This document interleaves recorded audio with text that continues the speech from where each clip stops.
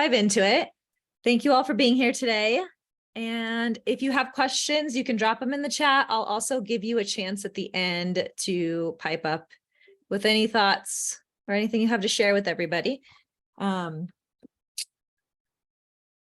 have to always start with a disclaimer that the purpose of this webinar is not for you to try to time a market. It's just not a winning strategy. You should buy a property when it's the right time for you to make that investment and for your family.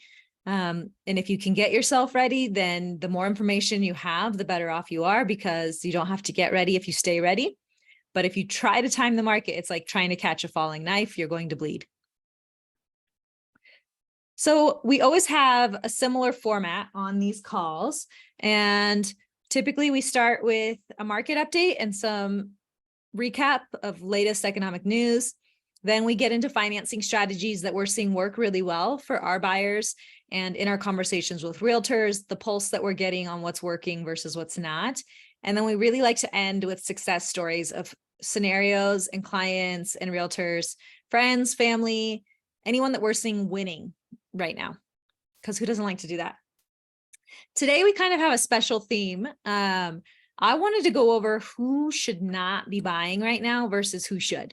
And I know none of you came to this call thinking that you were going to be talked out of investing in the housing market, but lo and behold, when you assume you know what's going to happen with me, the odds are really never in your favor. So I've come to the cold, hard realization that 5% interest rates are not happening this summer, let alone this year.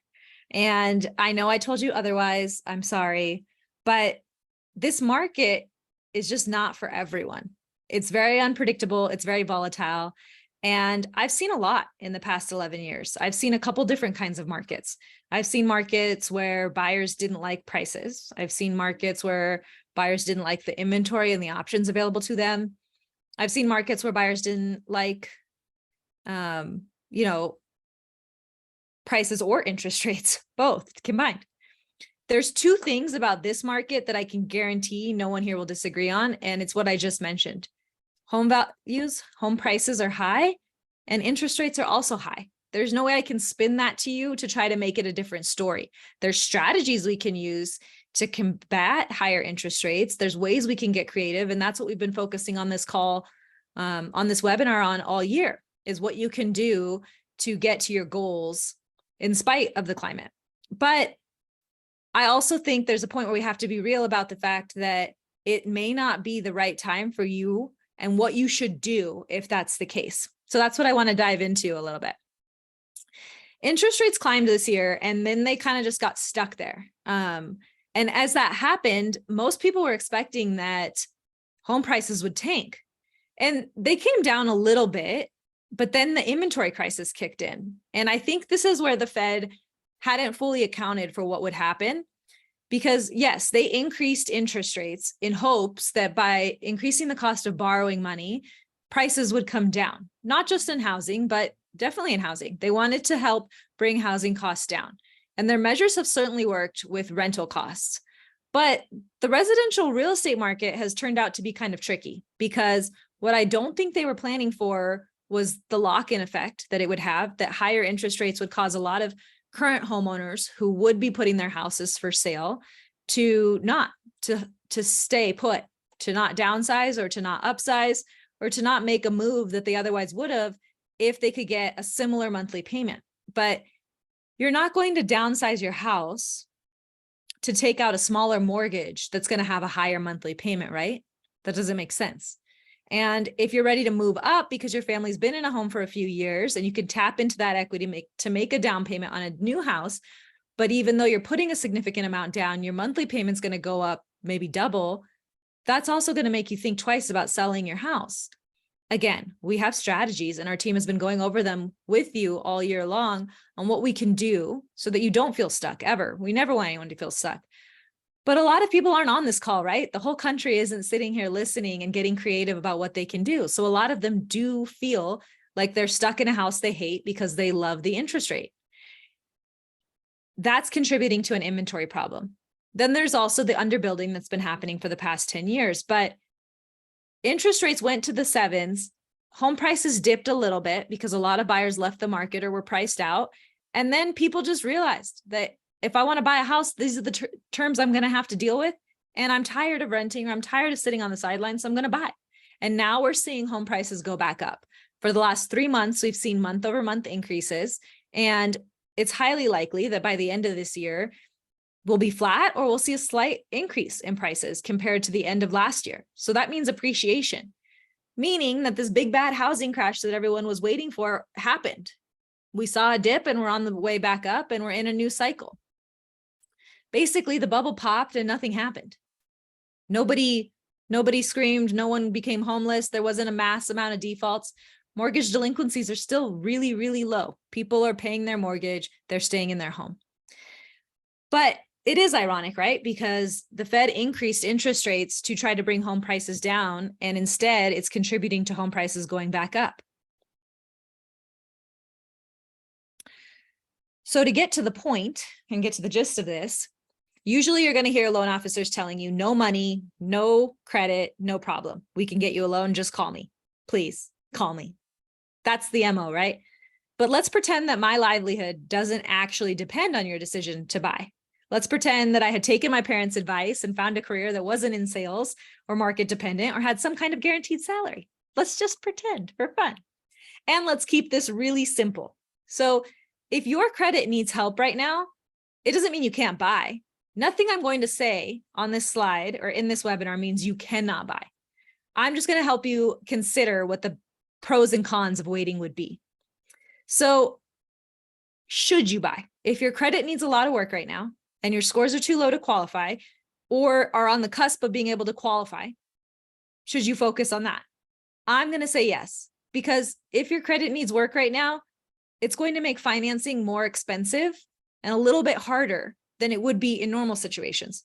So in any other situation, right? If your credit is higher, you're going to get a better terms. You're going to have access to more loan programs and you'll have a lower monthly payment because your interest rate will be better.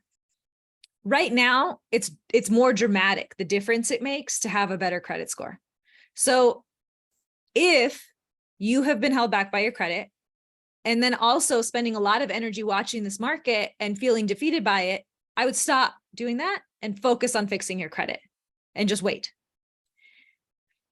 Then there's income stability. And I think something that also nobody could argue with is that we are in some tricky economic times. So if you're unsure about whether or not you'll have a job next year and you haven't fully funded an emergency savings account, I really don't want you significantly increasing your housing expense right now.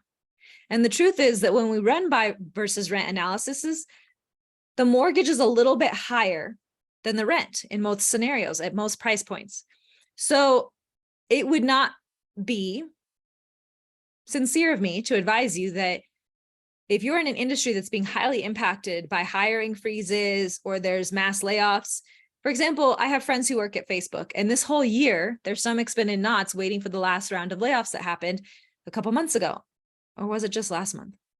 They were really nervous, right? Probably not a good friend to tell them, yeah, do it, just buy it. Just buy a house right now. I know that the mortgage is going to be, a third higher than your rent, but do it. Don't wait to find out if you're still going to have your job.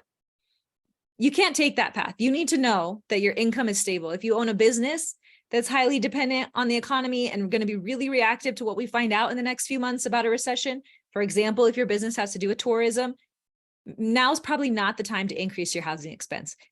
On the other hand, if there's a scenario where you can buy and reduce your housing expense from what you're paying as rent right now, I'm all for it. Do it. But I don't want you increasing your costs of anything if you're not sure that your job is still going to be there, that your income source is still going to be there over the next 12 months. If we look at the labor market, right, it is really tricky. When we reviewed last month's job report, sure, it had this big headline number of 200,000 jobs added, but if we dug past that and actually looked into the report beyond the headline number, there was some interesting info there. I mean, government jobs were up by 60,000. And if you looked at the 200,000 jobs that were added in total and removed seasonal jobs and removed people who are working multiple jobs and took out all the adjustments, and then factor in that of those jobs, 60,000 were government jobs, it actually showed us that the private sector didn't gain any jobs at all. They lost 20,000 jobs. Initial jobless claims or unemployment claims have skyrocketed, and we're 45,000 higher than we were in February of this year. And then hiring freezes. Job postings are down 87% from last year. So again, if you're in an industry that's been impacted by any of this, be mindful about the large purchases you're making, including, a house that costs several $100,000. And then monthly cash flow. If you've been pre-qualified and you need to shop in a specific price point, and I don't mean you want to shop in a specific price point so that you can live close to your friends, or you want to shop in that price point so that you can have a pool. I mean, that's the price point you need to be in for proximity or school districts or personal safety for your family. And the monthly payments are just not going to work for you right now. It doesn't make sense to buy. You cannot buy if you're going to hate the mortgage payment. If in order to buy a house in the neighborhood where your family will be safe and your kids can go to that school, if that means that the mortgage payment is going to ruin your life, I think you got to keep renting where you are right now to provide the stability for your family and see what happens with interest rates. And then lastly, down payment funds. On the other side of a monthly payment coin is the cash to close coin. So we're always looking at people to qualify them, and we look at their debt to income ratio, what price range they can shop in, and we look at how much do they have saved up. So which loan programs can we utilize to get them into a home? And there are programs that help with your down payment. There's Home at Last, there's Home as Possible. They do have slightly higher interest rates. And then on the interest rate aside, if you're using a zero down program like USDA or VA and borrowing 100% versus putting money down, that also impacts your monthly payment. So it is easier to buy right now if you have some money saved up. I am not telling you to have 20% saved up. I would never advise you to wait till you have 20% saved up to buy a home.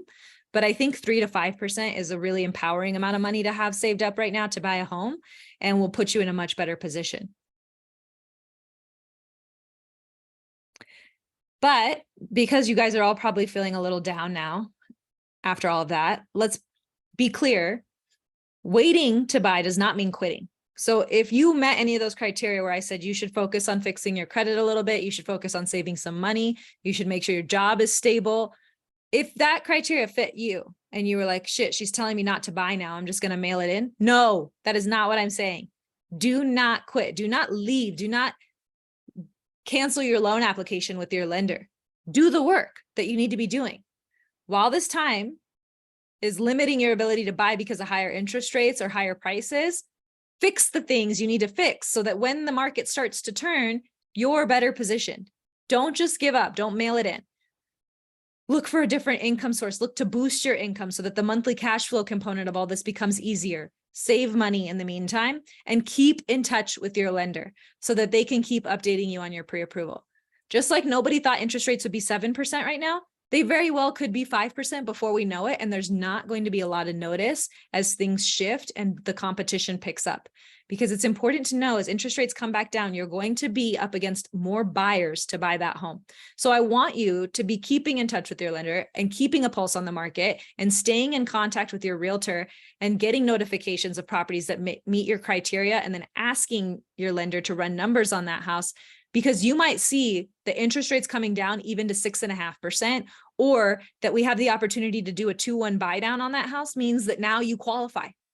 So what I'm saying is keep doing what you're doing, keep working on this, keeping a pulse on the market, keep running numbers on different houses. Just don't beat yourself up if every time you get that report or you review those numbers, it doesn't exactly make sense for you to make an offer on that specific home. This could take time. This is a massive investment you're making. Don't get discouraged. Just know the time is going to come. And in the meantime, you're going to keep working on everything you can to best position yourself to improve your loan profile.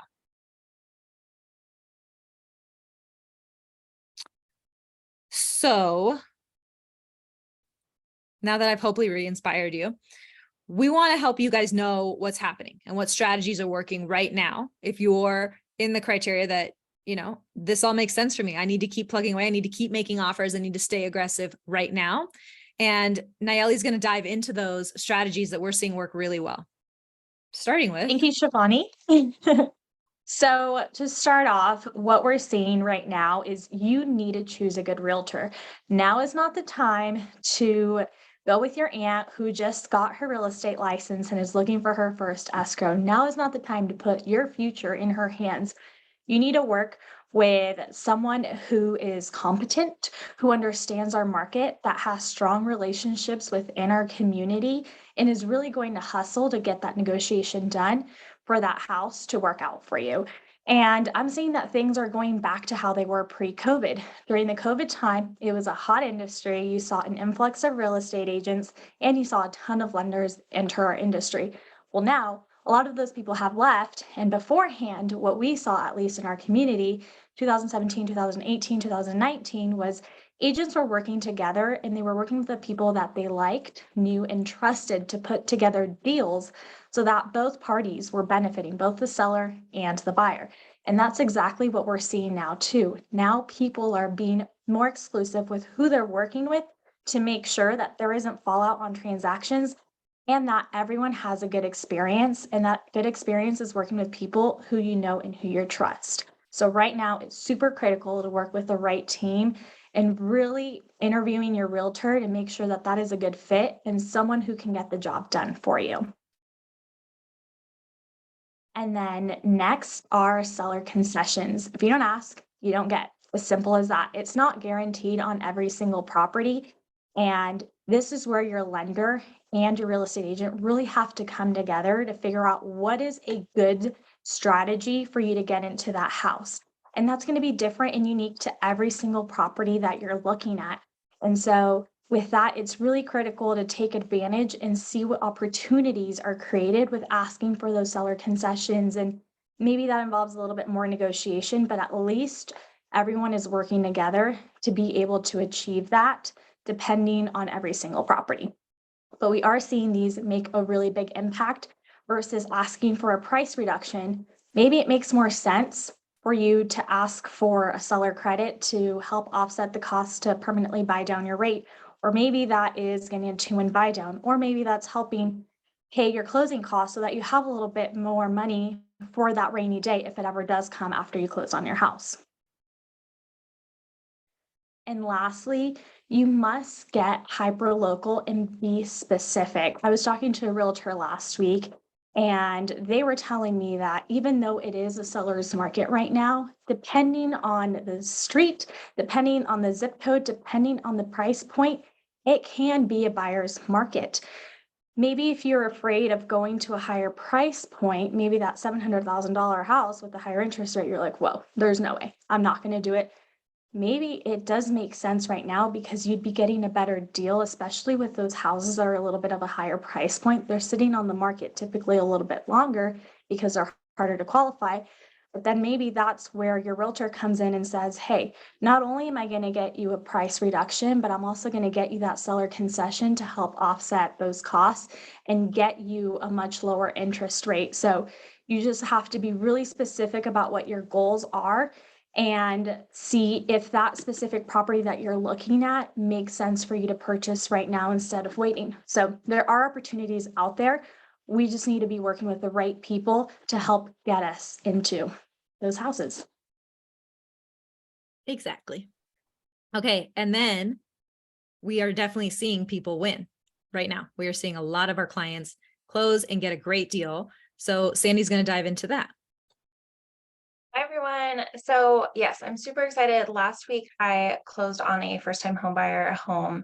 We were up against another offer.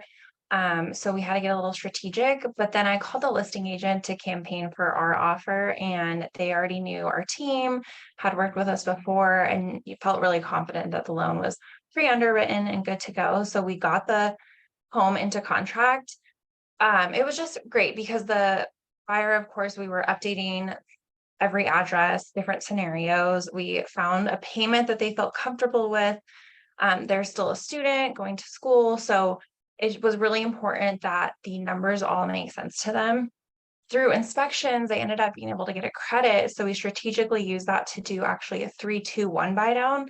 So the payment went from being something that they could handle to being even lower in years 1, 2, and 3. And I just love that program because if you refinance in the next couple of years and you have remaining seller credit left over, that gets applied to your refi to your loan balance when you refinance. So it was just a great way to show that like you can still be competitive, get the house. Like, people are winning, and you can be strategic with how you structure the offer. And again, leaning on those relationships to get the deal done. Awesome. Okay, so before we kind of open this up for Q&A and answer a couple questions from you guys, if you have them, or hear from the realtors on the call who are noticing maybe what we're seeing, or I would love to hear if you're noticing something that completely contradicts with what we're saying. We want to talk about it. But what I want you to take away from this is, if you fell into a criteria where there was something that I said that was like, I need to work on that, or I should wait, or I should optimize my loan profile, leave this call knowing I'm going to stay in touch with my realtor. I'm going to stay in touch with my lender. And I'm also, instead of raging at the market conditions, going to focus on the things that I can fix, because waiting does not mean quitting. It means you're watching carefully and ready to make a good financial decision when the numbers line up for you. So, anyone have any questions or something that they felt they needed clarification on from our team, whether it was what I went over, what Nayeli went over, what Sandy was talking about with her scenario for her winners? Anyone have anything to add?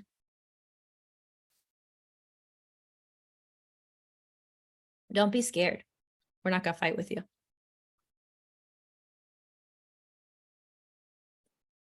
Okay. We have some upcoming events that we want to keep on your guys' radar. Sandy, can you tell them about this one real quick?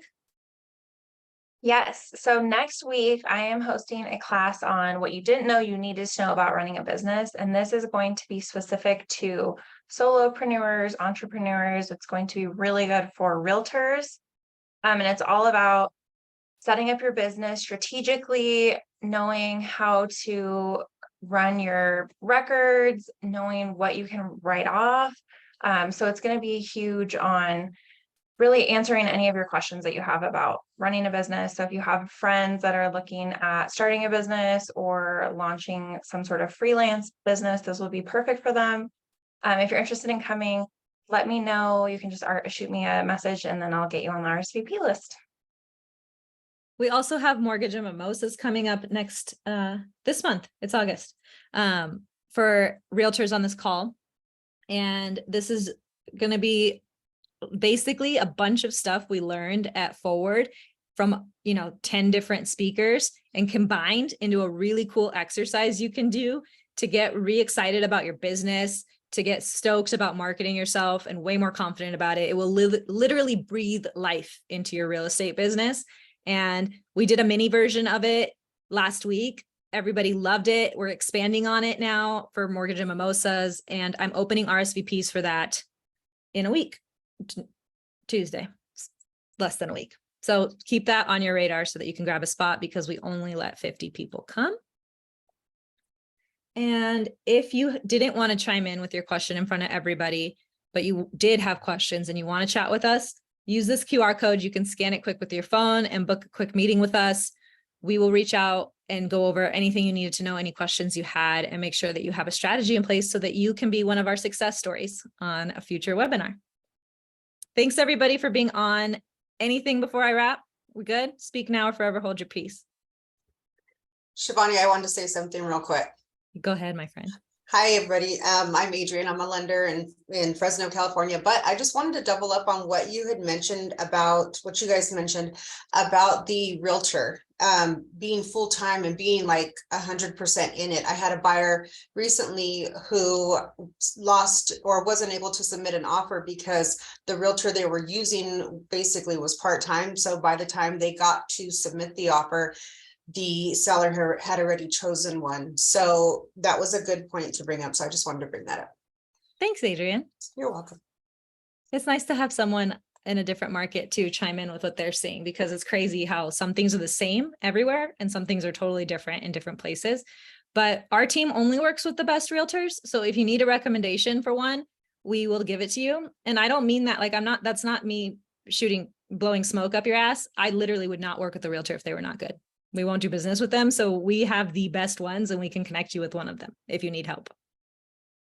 Okay, you guys, thanks for being on this. I know some of you are actually following me over to the Mind Over Markets live session. It's our last one. So I will see you soon.